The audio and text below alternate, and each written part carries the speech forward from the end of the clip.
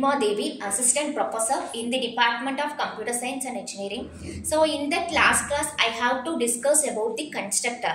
So in this constructor, so what is the advantages of constructors and why we have to use the constructor and what is the structure for creating the constructor. So these are all already we have to discuss in that class. So in this class, I have to discuss about array. So what is array and why we have to use the array in our program and what are all the advantages of using this array in this Java.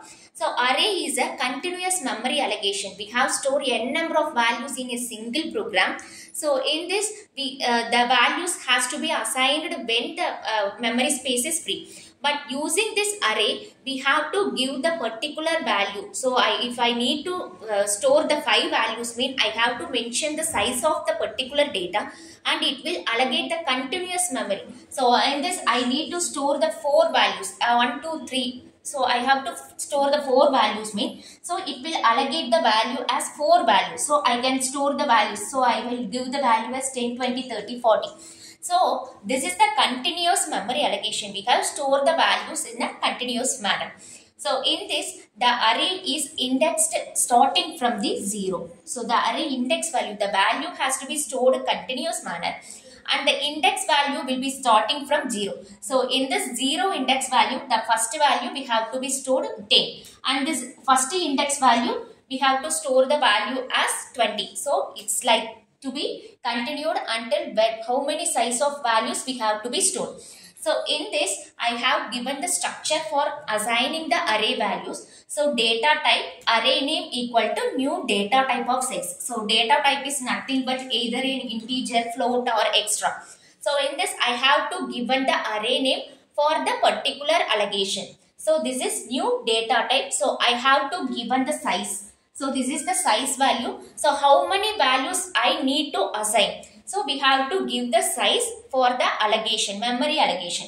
So in this, I have to given the example Java program. So public class array example. So my class name is an array example. So this is public static void main. So in this, I have to assign the values. So integer, this is my data type. So I given the array name as number.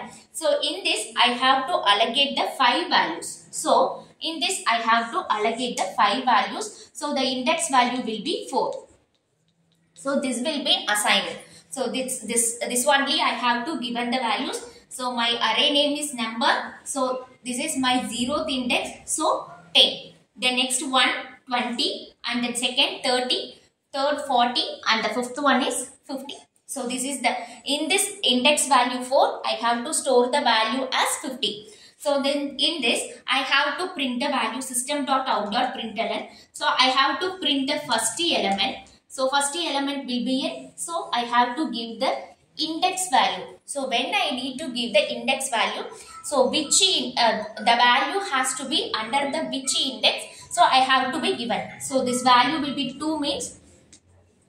So I have my first element is in a 0th index. So it will be defined, the output will be 10. So in the system.out.println, so the element, I have to just define the element. So plus I have to given the index value as number of 2. So in this, the value which, so what is the index value for this? So 30. So the 30 will be printed. So the element. And this is the first element. So this is the process of creating an array. So this is the continuous memory allocation. So we have to define the size. So based on the size, the continuous memory allocation is allocated for our data. So in this, I have to define the values and in this I initialize the values. So int, so the same data type and my marks is a array name. So in this, I have to initialize the value. So equal to. So I have to assign the values. So in this, I have to assign the 6 values, 10, 20, 30. But in this 6 values, my index value will be 5 and my values will be 6 values I have to be stored. So in this, I have to define the length of the particular value. System.out.println. So I have to assign what are the what is the length of the particular arrays. So I have to be defined as marks. This is my array name and I have to be defined the length. So it will be considered as a mark. So this is the array name and I have to given the length of my array. So what is the length? So the index value will be 5 and the value will be 6. So this is the structure for creating array. We have to store the multiple values, that is multiple values in a single data type. Single data type we have store n number of values. So this is the initialization. We have to assign the values to the particular array name. Thank you.